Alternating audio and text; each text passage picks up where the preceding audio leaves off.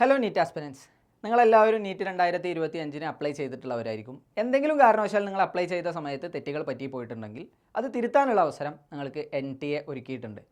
NEET 2025 correction window March 9 മുതൽ 11 വരെ നിങ്ങൾക്ക് അവൈലബിൾ ആയിരിക്കും. 9, 10, 11 തീയതികളിൽ അവൈലബിൾ ആയിരിക്കും. അപ്പോൾ നിങ്ങൾക്ക് എന്തൊക്കെയാണ് ഈ ഒരു കറക്ഷൻ വിൻഡോയിൽ നിങ്ങൾക്ക് തിരുത്താനായിട്ട് സാധിക്കുക എന്നുള്ള കാര്യങ്ങളാണ് നമ്മൾ അടുത്തതായിട്ട് നോക്കാനായിട്ട് പോകുന്നത്.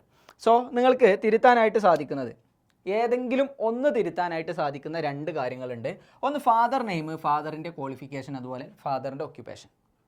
അതുപോലെ തന്നെ മദറിൻ്റെ പേര്, മദറിൻ്റെ ക്വാളിഫിക്കേഷൻ, ഒക്യുപ്പേഷൻ. ഇതിലേതെങ്കിലും ഒന്ന് നിങ്ങൾക്ക് എന്ത് ചെയ്യാവും, തിരുത്താവുന്നതാണ്. ഒന്നെങ്കിൽ മദറിൻ്റെ ഡീറ്റെയിൽസ് തിരുത്താം, അതല്ലെങ്കിൽ ഫാദറിൻ്റെ ഡീറ്റെയിൽസ് നിങ്ങൾക്ക് തിരുത്തി കൊടുക്കാവുന്നതാണ്.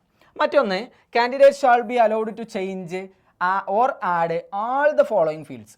ഈ തന്നിട്ടുള്ള ഫീൽഡ്സിൽ ഏത് വേണമെങ്കിലും നിങ്ങൾക്ക് ചേഞ്ച് ചെയ്യാവുന്നതാണ്. അതുപോലെ ഏതെങ്കിലും ഫീൽഡ്സ് നിങ്ങൾ ആഡ് ചെയ്തിട്ടില്ല എന്നുണ്ടെങ്കിൽ അത് നിങ്ങൾക്ക് ആഡ് ചെയ്ത് കൊടുക്കാവുന്നതുമാണ്. എന്തെല്ലാമാണ് ആ കാര്യങ്ങളെന്ന് നമുക്ക് നോക്കാം. ഒന്ന്, ക്ലാസ് 10 ഡീറ്റെയിൽസ്. ക്ലാസ് 10ൻ്റെയും 12ൻ്റെയും മാർക്ക് ഡീറ്റെയിൽസ്, അതുപോലെ നിങ്ങളുടെ ക്വാളിഫിക്കേഷൻ ഡീറ്റെയിൽസ്, അതായത് നിങ്ങൾ പഠിച്ച സ്കൂളിൻ്റെ ഡീറ്റെയിൽസ്, അതുപോലെ മാർക്ക് ഡീറ്റെയിൽസ് എല്ലാം അതിൽ ഉൾപ്പെടും. മറ്റൊന്ന്, സ്റ്റേറ്റ് ഓഫ് എലിജിബിലിറ്റി. നിങ്ങൾ ഏത് സ്റ്റേറ്റിലാണ് ഉള്ളത് എന്നുള്ള കാര്യങ്ങളും ഡീറ്റെയിൽസും നിങ്ങൾക്ക് തിരുത്താനായിട്ട് സാധിക്കും. മറ്റൊന്ന്, കാറ്റഗറി. അതായത് നിങ്ങൾ അപ്ലൈ ചെയ്ത സമയത്ത് നിങ്ങൾ ജനറലാണ് നിങ്ങളുടെ കാറ്റഗറി ആയിട്ട് കൊടുത്തിട്ടുണ്ടായിരുന്നത്. പിന്നീടാണ് താലൂക്ക് ഓഫീസിൽ നിന്ന് നിങ്ങൾക്ക് EWS സർട്ടിഫിക്കറ്റ് കിട്ടിയതെങ്കിൽ നിങ്ങൾക്ക് കാറ്റഗറിയിൽ ചേഞ്ചസ് വരുത്താവുന്നതാണ്. മറ്റൊന്ന്, സബ് കാറ്റഗറി. സ്വാഭാവികമായിട്ടും അതിൽ സബ് കാറ്റഗറി, അതുപോലെ PWD കാൻഡിഡേറ്റ്സിന് PWD സർട്ടിഫിക്കറ്റ് കിട്ടാൻ വൈകിയതിൻ്റെ പേരിൽ നിങ്ങൾ ജനറലായിട്ട് കൊടുത്തിട്ടുണ്ടാവും, അവർക്കും ഇതിൽ മാറ്റം വരുത്താവുന്നതാണ്.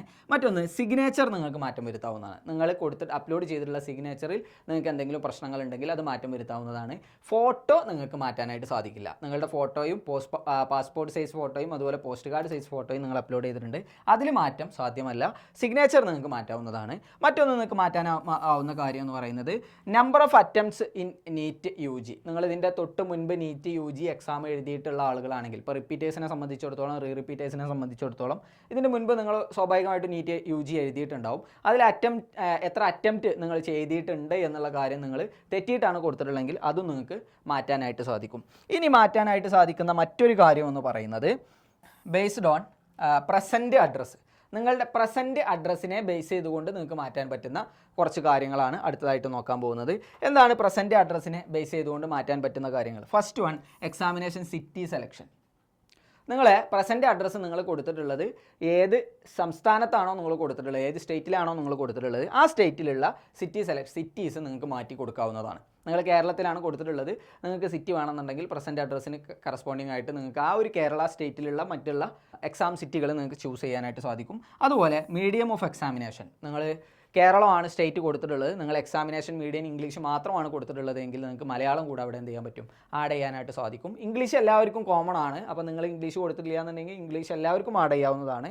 അതിൻ്റെ പുറമെ നിങ്ങൾക്ക് ഏത് സ്റ്റേറ്റിലാണോ നിങ്ങൾ അപ്ലൈ ചെയ്തിട്ടുള്ളത് ആ സ്റ്റേറ്റിൻ്റെ മദർ ടങ്ങും നിങ്ങൾക്ക് ഉപയോഗിക്കാനായിട്ട് സാധിക്കും. അപ്പോൾ ഇത്രയും കാര്യങ്ങളാണ് നിങ്ങൾക്ക് ഈ ഒരു കറക്ഷൻ വിൻഡോയിൽ കറക്റ്റ് ചെയ്യാനായിട്ട് NTA അനുവദിച്ചിട്ടുള്ളത്. അപ്പോൾ ഇതല്ലാത്ത എന്തെങ്കിലും കാര്യങ്ങളിൽ നിങ്ങൾക്ക് കറക്ഷൻ വന്നു പോയിട്ടുണ്ടെങ്കിൽ അതിന് കറക്റ്റ് ചെയ്യാനുള്ള അവസരം ഇപ്പോൾ NTA ഒരുക്കിയിട്ടില്ല. അപ്പോൾ എന്തെങ്കിലും പ്രശ്നങ്ങൾ ഉണ്ടെങ്കിൽ, നിങ്ങളുടെ NCL സർട്ടിഫിക്കറ്റ് അപ്ലോഡ് ചെയ്തതിലോ മറ്റോ പ്രശ്നങ്ങൾ ഉണ്ടെങ്കിൽ നിങ്ങൾക്ക് അത് അഡ്മിഷൻ്റെ സമയത്ത് നിങ്ങൾക്ക് എഡിറ്റ് ചെയ്യാനുള്ള ഓപ്ഷൻ NTA ഒരുക്കി തരുന്നതായിരിക്കും. ഈ ഒരു കാര്യങ്ങൾ മാത്രമാണ് എന്തെങ്കിലും പ്രശ്നങ്ങൾ ഉണ്ടെങ്കിൽ നിങ്ങൾ എഡിറ്റ് ചെയ്യേണ്ടത്.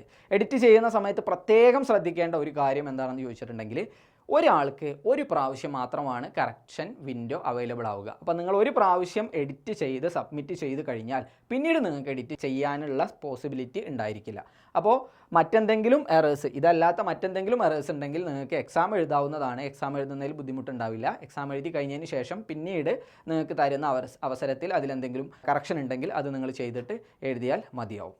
കീമിനും അതുപോലെ കുസാറ്റിനും അപ്ലൈ ചെയ്യാനുള്ള അവസാന തീയതി മാർച്ച് 10 എന്നുള്ള കാര്യം നിങ്ങളെല്ലാവരും ഓർക്കുന്നുണ്ടാവും. താങ്ക്